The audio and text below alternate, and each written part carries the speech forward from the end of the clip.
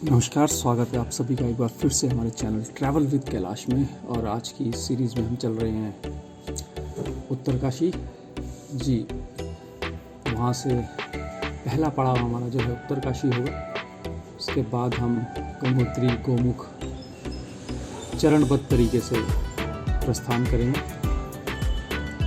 और पिछले 2 दिन ऋषिकेश की 40 डिग्री टेम्परेचर में रहने के बाद आज 1 जून 2019 को हम चल पड़े हैं ऋषिकेश से उत्तरकाशी की तरफ।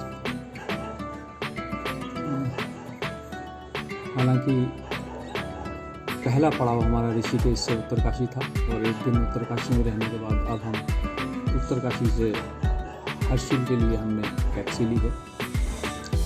इस वक्त उत्तरकाशी से हर्षिल के रास्ते भी सफ़र कर रहे हैं। शानदार नज़ारा पहाड़ों में। हालांकि जून का महीना है, इस वक्त पहाड़ों में आग लगने की घटनाएं भी एक सामान्य बात होती हैं। तो दूर पहाड़ियों पर कई बार जब धुआं दिखाई देता है तो ज़रूरी नहीं वो धुंध हो सकता है वो आग लगने के बाद निकला हुआ धुआं भी हो। और पहुंच चुके हैं सुखी टॉप पर जी। सुखी टॉप पर हमारा स्वागत किया सनसनाती हुई हवा ने। एक ज़बरदस्त हवा का सैलाब चलता हुआ सुखी टॉप पर। हालांकि नाम ही सुखी टॉप है तो आप समझ सकते हैं कि क्यों सुखी टॉप नाम दिया गया होगा। सामने शानदार भागीरथी वैली दिखाई देती है।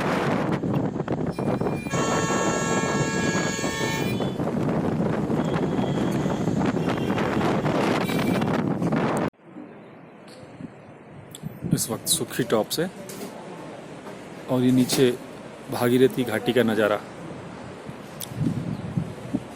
बादल और मौसम लुका छुपी खेलते हुए।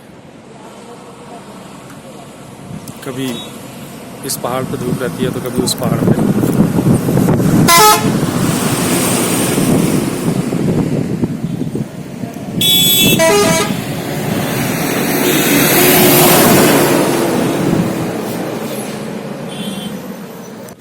और सुखी टॉप से निकलकर चल पड़े हैं हम अपने अगले डेस्टिनेशन हर्षिल की तरफ। चूँकि समय दोपहर का 2 बज रहे हैं, हमें गंगोत्री पहुंचने की कोई जल्दी नहीं है।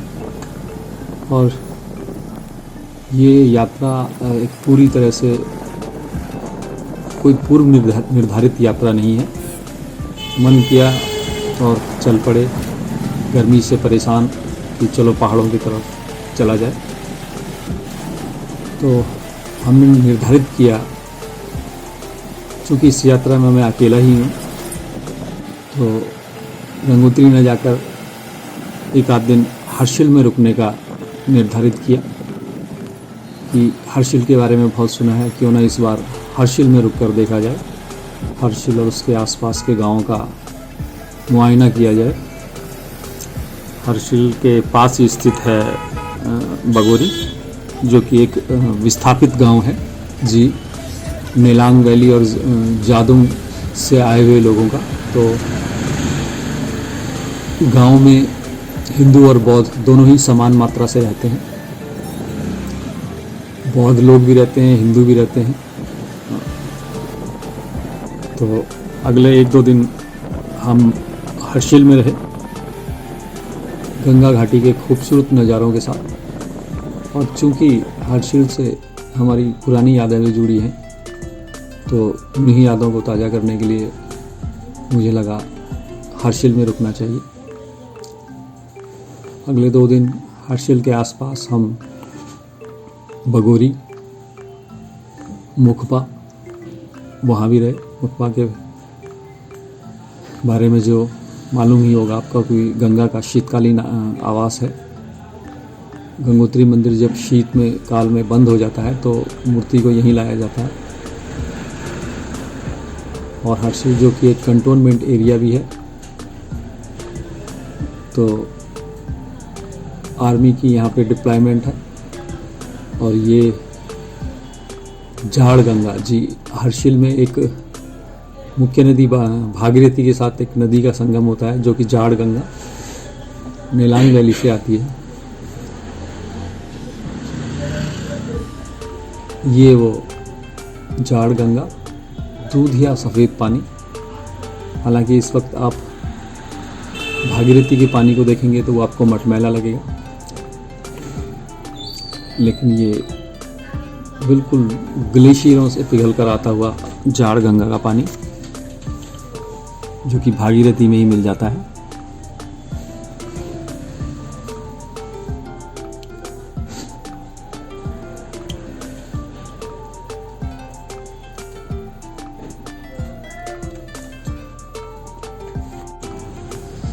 झाड़ गंगा के बारे में कुछ जानकारी आपको दे दूं कि ये नदी टकनौर मल्ला क्षेत्र के झाड़ इलाके के थामला दर्रे के पास सुमार चोटी पर पसरे हिम्मत से निकलती है। जानवी नदी भी इसे कहते हैं, जो दो अन्य जल धाराओं वरुणी गाड़ और चोरा गाड़ से मिलकर बनी है। इस नदी का कुल प्रवाह पथ जो है वो 17 किलोमीटर है और नदी तीर प्रवाह के साथ ध्वनि करती हुई भैरव घाटी में भागीरथी के साथ मिल जाती है।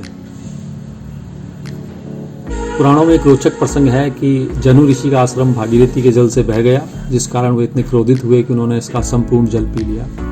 भागीरथी के प्रार्थना करने पर ऋषि द्वारा नदी को जांग द्वारा निकालने की कथा जानवी नाम से जुड़ी है। झाड़ गंगा और भागीरथी के संगम से पहले एक विशाल ऊंचे पुल को पार कर गंगोत्री की ओर प्रस्थान किया जाता है।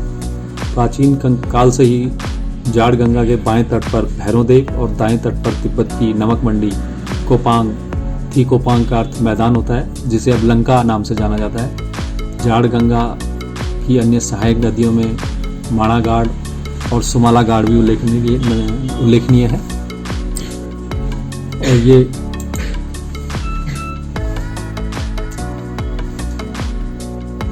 ये भागीरथी की एक उपनदी है जो स्वयं एक गंगा नदी की एक मुख्य उपनदी है, हिंदू धर्म में पवित्र मानी जाती है। झाड़ गंगा तिब्बत के नांगरी विभाग के जांदा इलाके में माना दर्रे के उत्तर से आरंभ होती है। अपना मार्ग तय करने के पश्चात उत्तरकाशी जिलों में भैरव घाटी में इसका संगम भागीरथी नदी से होता है।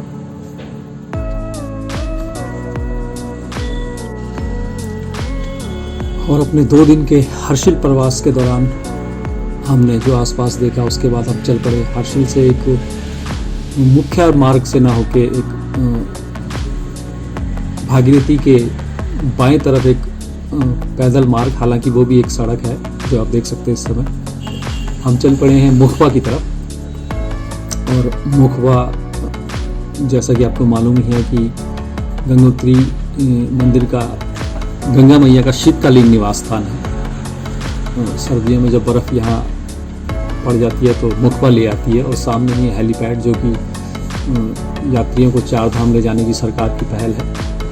1 से 1.5 लाख रुपए इसका पैकेज है। अगर आप चारों धामों को चॉपर के थ्रू करना चाहते हैं, देहरादून से ये आपको पिकअप करेंगे और देहरादून में छोड़ेंगे।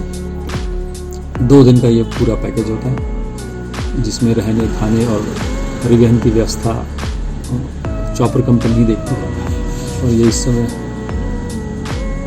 मुखबा मंदिर की तरफ हम यहाँ से मुख्य मार्ग पे आने के लिए, जो कि नदी की उस तरफ एक छोटा सा कस्बा है धराली, आपको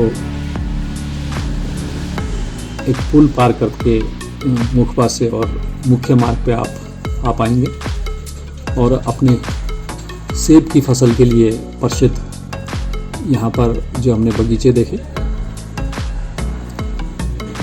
बहुत ही शानदार परिदृश्य गाँव के आसपास। और ये वो पुल जिसे पार करके आप धराली की तरफ आएंगे और फिर धराली से हम चल पड़े गंगोत्री की तरफ। एक स्थानीय से लिफ्ट मिल गई मोटरसाइकिल से और हम चल पड़े हैं अपने अगले डेस्टिनेशन धराली की तरफ। रास्ता पूरी तरह छोटे से मोटे नदी नालों से परिपूर्ण, पहाड़ों से बहती हुई जलधारा, ग्लेशियरों से पिघल कर आता हुआ पानी कभी कभी सड़क पर आपको मिल जाता है। यात्रा का समय है जून 2019।